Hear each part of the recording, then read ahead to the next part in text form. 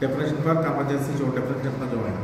The series summation of summation of n equal to 0 to n convergence to z. ఈ series convergence to z అవ్వాలంటే మన definition series definition ఇచ్చేస్తాం. Modulus of summation of n equal to 0 to infinity a n minus z less than అవ్వాలి. For all n greater than capital where capital belongs to z plus. అంటే some stage దాటిన తర్వాత ఈ summation values అని దేని రావాలి, z కి నేను రావాలి. వస్తే అప్పుడు దాని సిరీస్ కన్వర్జెన్స్ z అంటారు. రాసి నెక్స్ట్ నోట్ ఏంటంటే సిరీస్ కన్వర్జెన్స్ అబ్సల్యూట్ అయింది అనుకోండి, అబ్సల్యూట్లీ కన్వర్జెంట్ ఎప్పుడు అంటాం, దాని మాడ్యులస్ వాల్యూ కన్వర్జెంట్ అవుతారు. డెఫినేషన్ అదే. అప్పుడు సిరీస్ అబ్సల్యూట్లీ కన్వర్జెంట్ అయింది మీనింగ్ ఏంటి, దాని మాడ్యులస్ వాల్యూ కన్వర్జెంట్ అంటాం. అదే ఇక్కడ రిజల్ట్ కింద కూడా ప్రూవ్ చేస్తాం. Sigma n is convergence absolutely so that sigma a modulus of a n is convergent. Absolutely convergent అవుతుంది, modulus convergent అవుతుంది చెప్తాం. First proof for epsilon greater than 0 z equal to z అంటే ఎంత partial some. ఎప్పుడు కూడా మనం సిరీస్లోను convergence చెప్పకుండా చేస్తారు, ఎంత పార్షియల్ సమ్ తీసుకుంటారు. అక్కడ z equal to a1 plus a2 plus m1 plus n ఎంత partial some of the series తీసుకున్నాం. ఇప్పుడు వాడు ఏమి ఇచ్చాడు, సిరీస్ అబ్సల్యూట్లీ కన్వర్జెంట్ అయింది అన్నాడు. కన్వర్జెంట్ అంటే మీనింగ్ ఏంటి, దాని ఎంత పార్షియల్ సమ్ కన్వర్జెంట్ అయినట్టు, అంతే కదా. ఇక్కడ రాస్తాం given that sigma n is absolutely convergent. Absolutely convergent definition ఏంటి, by definition for each there is an angle of z plus x that modulus of a less than epsilon. ఇది అలా వచ్చింది కూడా ఇక్కడ రాస్తున్నాం. అది రీజన్ ఎంత రాసామంటే now write l equal summation of j1 to infinity a n. l అని తీసుకుంటే now sigma n equal to infinity modulus of a n equal to this print చేస్తాం. ఎలాగా j1 to m minus 1 n నుంచి m plus 1 రాస్తాం. Both sides modulus apply చేశారు. Modulus apply చేసినప్పుడు నేను absolutely convergent అంటే ఏం చెప్తాను చెప్పాను కదా, సమ్ స్టేజ్ కనుక వాల్యూస్ అంటే దేని నీరుగా రావాలి, జడ్కి నీరుగా వస్తాయని చెప్పాను. ఇక్కడ దేని నీరుగా వస్తున్నాయి వాల్యూస్ అని నేను ఎప్సిలాన్ నీరుగా వస్తాయి అని ఇక్కడ రాస్తామాట. మాడ్యులస్ పెట్టినాము. నెక్స్ట్ సమ్ స్టేజ్ తర్వాత వాల్యూస్ అని ఎలా రాస్తాం ఇక్కడ. అలాగే summation of j1 to infinity ఈ l అని రాస్తాం, అంతే కదా. ఇప్పుడు ఇక్కడ సమ్మేషన్ తర్వాత లిమిట్ అప్లై చేశాను. లిమిట్ అప్లై చేసిన n కూడా 0 to infinity ఉంది కాబట్టి ఇది l. ఇది కూడా n కూడా ఇక్కడ ఇది కూడా j1 to n value to infinity అంటే ఇది కూడా l అయిపోతుంది. అప్పుడు ఇది మిగులుతుంది ఇక్కడ sigma n is equal to 0 n is equal to n to infinity j is equal to n to infinity modulus of jj మిగిలింది. ఇది l ఇది l కాబట్టి రెండు క్యాన్సిల్ అయిపోయి ఒకటే మిగిలింది. ఇది ఈక్వల్ టు 0 వచ్చింది. దాన్ని మాడ్యులస్ ఆఫ్ az మైనస్ 0 అని రాయొచ్చు, అంతే కదా.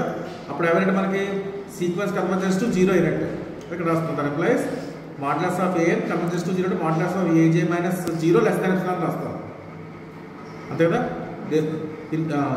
In particular sigma j 1 to infinity az less than epsilon. Some stage దాటిన వాల్యూస్ అన్ని కూడా ఎప్సిలాన్ కన్నా క్లియర్గా ఉంటాయని చెప్తున్నాం. ఇప్పుడు ఇది దానికోసం ఇక్కడ రాసేవాళ్ళం. మీరు ఎగ్జామ్లో బ్రాకెట్లో రాయడం పర్లేదు కానీ అంటే ఇది లెస్ దాన్ ఎప్సిలాన్ ఎందుకు వచ్చింది చెప్పడం కూడా రాసాం. అంటే సమ్ స్టేజ్ దాటిన వాల్యూస్ ఇక్కడ చూడండి, some n is equal to n to infinity రాసాం. సమ్ స్టేజ్ దాటిన వాల్యూస్ అన్ని ఎప్సిలాన్ క్లియర్గా వస్తున్నాయి, అలా తీసుకోవచ్చు. అబ్సల్యూట్లీ కన్వర్జెంట్ రాయొచ్చు. సమ్ స్టేజ్ దాటిన ఎలిమెంట్స్ అన్ని సమ్మేషన్ లెస్ దాన్ ఎప్సిలాన్ అని చెప్తున్నాం. అది ఇక్కడ యూజ్ చేసుకోండి. Now if m greater than k greater than n తీసుకుంటే ఇప్పుడు మనం ఏం చెప్పాలి, సిరీస్ మనం ప్రూవ్ చేస్తున్నాం modulus of a n convergent చెప్పాలి. కన్వర్జెంట్ అవ్వాలంటే కార్ష్ సీక్వెన్స్ కన్వర్జెంట్ అవుతుంది కదా. కాంప్లెక్స్ నెంబర్స్ అనేది కంప్లీట్ మెట్రిక్ స్పేస్ కాబట్టి కాంప్లెక్స్ నెంబర్స్లో సీక్వెన్స్ కార్ష్ సీక్వెన్స్ అయితే ఆటోమేటిక్గా అవుతుంది, కన్వర్జెంట్ అవుతుంది. అక్కడ సీక్వెన్స్ కార్ష్ సీక్వెన్స్ చెప్తాం. అక్కడ మనం modulus of zm minus zk తీసుకున్నాం. m ఎలా ఉంది, greater than k greater than n. అప్పుడు zm మైనస్ zkలో వాల్యూస్ ఎక్కడి నుంచి మిగులుతాయి మీకు, ఇది n, ఇది k, ఇది m.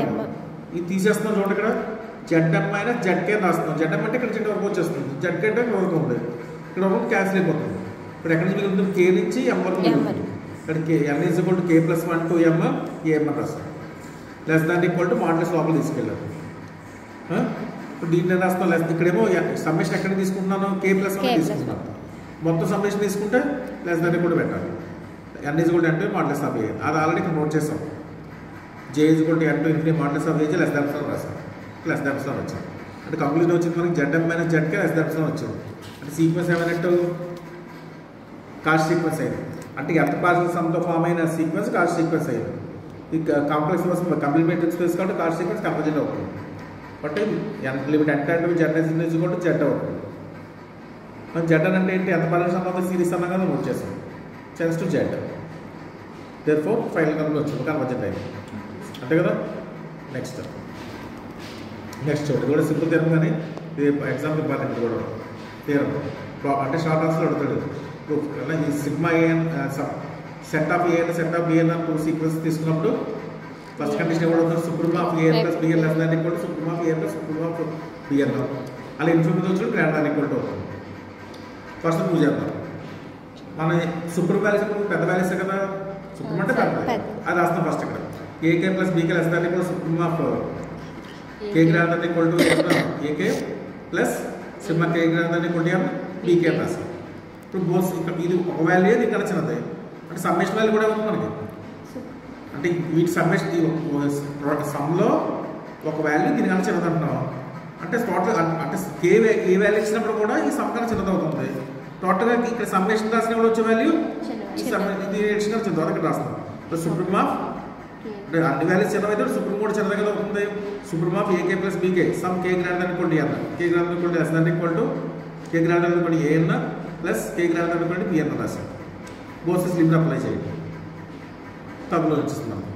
Limit supremum of AK plus BK greater than limit supremum of AK plus limit supremum of BK. పూరి సుప్రీం డెఫినేషన్ ఫాలో అయింది. అలాగే ఇన్ఫినిటీ తీసుకోండి.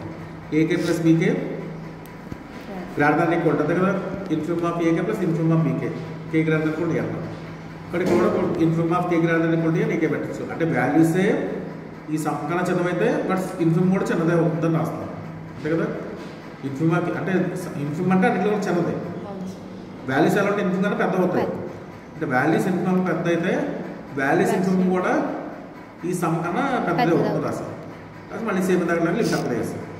అప్పుడు ఇన్ఫినిటీ రాస్తేనేమో గ్రేటర్ దాన్ ఈక్వల్ అవ్వాలి, సుప్రీం రాస్తే less than equal. Next example example show that A K infinity of A K less than equal supreme of A K for any A N sequence nor. అంటే infinity value ఇప్పుడు supreme value కానీ చిన్నది చెప్పడం దాంట్లో తెలుస్తుందా, మళ్ళీ ప్రూవ్ చేయాలి. ఇక్కడ ప్రూవ్ అవుతుంటే ఇంతగా చేసాం కదా మనం. Infinity of K greater than equal to N A K greater than equal to less than equal supreme of A K K greater than ఎంత చేస్తుంది ఇన్ఫినిటీ సుప్రీం గా చిన్నది. లిమిట్ అప్లై చేస్తాం, సేమ్ కండిషన్ ఉంటాయి. లిమిట్ పై చెప్పుకుంటాడు ఇక్కడ. లిమిట్ లేకుండా ఇప్పుడు మనకి న్యూమరికల్ వాల్యూస్లో హోల్డ్ అవుతుంది, లిమిట్ అప్లై చేస్తే హోల్డ్ అవుతుంది చెప్తాం. ఓకే.